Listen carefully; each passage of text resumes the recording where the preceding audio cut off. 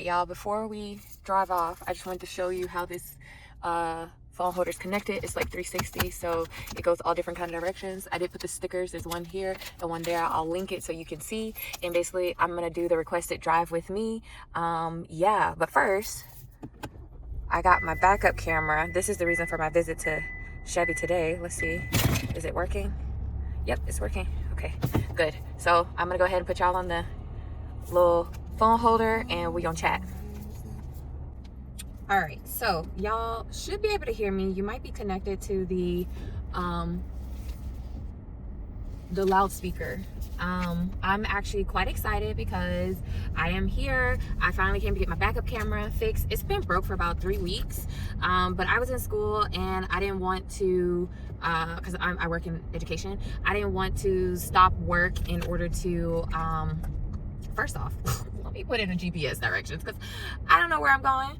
I don't want to go that way.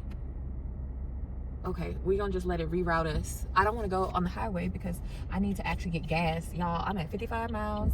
Oh, if you have put on your turning signal, sir. Y'all, listen. When I tell you, first things first, this is a 2-for-1. Number one, I'm filming on my iPhone 17e because people were talking about the camera, wanted to see what it looks like. And so, what you see is what you're getting right now. You saw my phone holder. I love that it tilts up, adjusts, does the whole 360 turn, all the things. Again, I'll link it. I tried to give you a little preview before we started. If you didn't get the preview before you started, I'll add it in this clip. I do have my other phone that I'm looking at, well, not really looking at, but kind of glancing at for notes so I don't forget what I'm supposed to tell y'all, because look, I gotta start writing notes. That way I'll be having these long-winded videos for no reason. So the first things first is I came in at 8 a.m. on the dot, and I'm now leaving at 11:45. So 8 to 9, 9 to 10, 10 to 11. It took 3 hours and 45 minutes. Mind you, when I came in, they did have a number of vehicles lined up. I will say that I'm in the Starling Chevrolet, the OBT location. And if you're coming over from my reviews, because I did leave a review at the OBT location and the St. Cloud location. Oh, there's a T-Mobile here. I actually need to go to T-Mobile. Oh, this is perfect. If you're coming over from one of those locations, go ahead and put a little car emoji below because I love reviews and I'm curious to see. This is my first time leaving any sort of like long form type reviews. So I'm curious to see if anybody's coming over from those. As far as the driving of this car, I'm not gonna hold you. Like, I think this 2026, I think it drives really well. I wanted a small SUV. One of my main requirements was that it was green. I know I'm vain, whatever. I'm not vain. I know what I wanted, and I had a green car previously. I was quite happy with it, and I wanted another car that was green. But also I really needed like some sort of like small SUV because I like to move things, like pick up furniture, like do DIY type stuff. And in order to do that, I needed to be in a little SUV. I couldn't get another little Toyota Yaris and think that that was gonna do it. Plus, I didn't like my experience at any of the Toyota dealerships that I had been at previously. And I got a really good recommendation from like an uncle, and he was like, hold on, I'm parking because I'm about to go into this T-Mobile to return my old phone. But I'm gonna still talk to y'all real quick before I go inside, because this is something I have errands I need to run. Today's the first day of spring break, y'all. So many things. So yeah, first off, I was gonna say that I think the price of this Chevy Trailblazer, it must have went up since I purchased it, because I purchased it in July of 2025, right when it first came out, and now it is March 2026, and I see that it's almost $1,000 more listed price than it was when I first purchased it. And y'all know I got some percent off when I originally purchased my car. Let me see. I'm trying to see if I should keep talking. Let me pause it right here. Let me return this phone, and then I'll come back and chit chat with y'all. Maybe I'll turn it around as well. Maybe I should turn around now. Okay, I just went ahead and turned y'all around. Let me see how my little thing worked, the little thing. So I turned the phone holder. So I turned y'all around. Y'all got no makeup or nothing. Because I wasn't sure how long I was going to be in these people's place. And this evening I have a doctor's appointment. I have a list of things I need to do today. So today is definitely an errands day. I don't know if y'all know, but people work in education. Like spring break for me, and for my household, which is just me, y'all, is used for doing doctor's appointments, things like that. I would have liked to travel, but just right now I can't financially. Y'all know I just moved back to the States less than a year ago. So yeah, anyways, I'm gonna do a little bit more driving. Maybe I'll add the clip in here. I'm gonna do it in long form because somebody asked me in my comments for short form and long form, so I'm gonna try to do both when I leave out of here. So let me see what notes that I made. So I was in a dealership, as y'all saw the clip, to get my camera fixed. It is one of the main well-known issues with the Trailblazers. I was well aware of it. I did not buy it and not know that that was an issue. When I was looking at it, a lot of people say it can be an issue to get fixed, but it wasn't for me. I think part of it is that most of the posts that I see are from 2024 about it, and we're now in 2026, so I think that they must have already had the part in stock when they set my appointment, because I said it in my appointment. They didn't wait so long to set my appointment. I was waiting because I was in school, just a FYI. Yes, it's a well-known issue. Something that I saw is they said that if it breaks again, they might have to fix the wiring, or it might be something wrong with the infotainment system. So far, the system has been fine with me. It only blacked out one time, and when I messaged the guy that was my dealer when I originally bought the car, he said it was because an update had just went through, that I wasn't the only person that just messaged him. A lot of people messaged him about it, and since then I haven't had any issues with my info system. Besides one thing, I do notice when it's time for like an update. Why my thing is hanging, my e-pass. I do notice when it's time for around an update or something, which seems to happen like once every 6 months or so. Sometimes my phone won't connect, but if you saw just now, like, it connects pretty seamless. Especially, I don't know why, my 17E, it connects super quickly. And then what else? As far as the accessories for my car, everything is great. Everything is working well. The only issue I have is this from Bath and Body Works. It broke, y'all. The two part that go here. I'm not sure if I really like it anyways, because the scent isn't strong. But like, this part is fine, but I was using the part that clamped on to the middle AC. I thought it was cute. It broke, and I don't think they return. I mean, whatever. It's just sitting down here at the bottom now. So somebody asked what was the difference, or why I didn't get the active trim, why I got the LT trim over the active. And to be honest, I looked at the active trim, and there was only one thing I wish I could have gotten with the active trim compared to the LT trim. In the active trim, they had the power lift gate, which is the trunk. Other than that, there was nothing on the active trim that I felt I needed for an extra $5,000 basically. Yeah, the LT trim has more than enough. I also don't like that all the active trims have yellow in the seat lining. I don't like that, because one of the reasons why I got this car is because I wanted dark seats, because in my Yaris the light seats got dirty really quickly. I had to keep cleaning it, and then when I allowed somebody to borrow my car, they tore up the inside of my car. That's a long story, but this will definitely go a long way. I will say that the seats in this car, I like the material much better. I think the inside of this car, I feel, is comparable to the price. Now, I did mention in one of my reviews that I do have like 1 or 2 chip paints on the outside of my car, and I haven't done anything to have had chip paints on the side of the car. It's really odd, and so and it's not like, how some people can accidentally hit your car. It's not like that. It's literally like chip paint, like a little circle or whatever. I don't think anybody hit it by accident. It's just like the paint has chipped. So I don't know if that's like in warranty or not. I didn't ask about it. Maybe the next time when I go for my maintenance, I'll ask about it. I was already there long enough, and I didn't feel like being there any longer.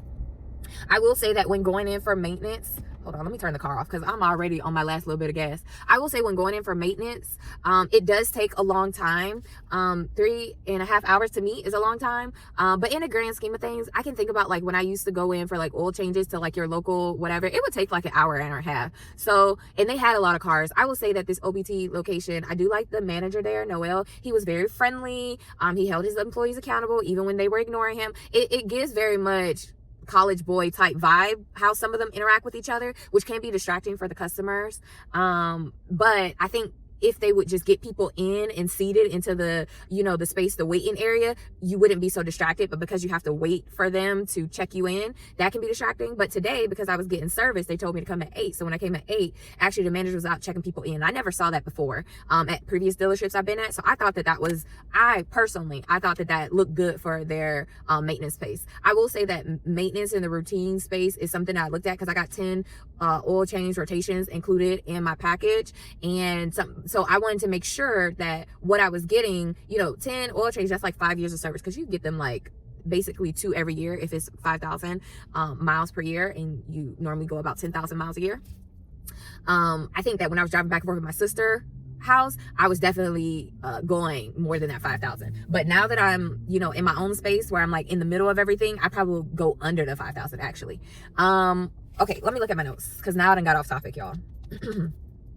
Okay, so the dealership, well-known issue, we talked about that. They fixed it. Other than that, there weren't any other, because when I bought my car, the 2026 just came out. But I was looking at I was referencing the 2024 and 25, the well-known issues. And again, the backup camera is one of them. There aren't too many other well-known issues. You could talk about like the engine and it being like, I forget what it's called, where it automatically turns off and on when you're stopped. That's not a issue that's specific to Chevy. That's an issue with the transmission in general. Chevy, Toyota, Honda. So I was looking at things that were particular to Chevy, not all cars, all modern day 2026 cars type of thing. So other than something that is an issue amongst all cars, that was the one issue, which technically the infotainment issue is something that other cars can also say that they have, because they're doing all the tech things everywhere now. And that's another reason why I went with the Trailblazer, because I wanted the least amount of tech as possible. The only other car that had another least amount of tech was the Mitsubishi, but it was way too expensive. And some of the prices, like, you know, I think this car, when I looked at it, it said like the window sticker might have been like around 28 or something like that. And I was like, once your window sticker is like 30, 35, I don't feel like I can bargain from that. like it needs to be something that I feel like I can bargain from. So I think that with whatever new car deal they had going, it was around 27 or 28. And I think I walked out paying 27. And that included tag, title, taxes, the oil changes, the all-weather mats, and they picked me up from the airport. I think I talked about this in my previous video, but just in case, I'm letting y'all know. Okay, y'all already saw all the accessories and things like that. I think y'all saw most of them. I can give you another quick tour if you don't feel like you saw everything, or an update on how everything's going. Okay, what else? Oh, one of them, I think I mentioned, I kind of skimmed over this, but talked about it a long way, but not short. I didn't get to the point, which is one of the things I looked for when I was looking for a car is the customer service of the location that I would be going to, because my maintenance would be about 5 or 6 years. That's a relationship. I want to make sure that where I'm going, that, you know, the people are treating me nice. Like, I don't need to be spending extra money. I'm giving, you don't know this, but I'm giving recommendations and things like that. And I want to be able to say that, you know, not only did I buy my car from here, but they're, you know, good people. They treat you well when you go in for your service and things like that. And so far, this OBT location, I feel like the service, the customer service has definitely improved since I first came here. I think I came in December. I think it's improved. Okay, and then I already talked about the disappointment in the chip paint. I will say that I bought my car at the St. Cloud location because I wasn't sure about this OBT because they didn't have great reviews. And the one thing that they did say they were going to do that they didn't end up doing was they said that once I put in my first review, like through their Chevy system, not online Google review, but the Chevy system, that they would I would get a gas card for a full tank of gas, and I never got that, which I'm a little salty about because gas has gotten high. Y'all know y'all president.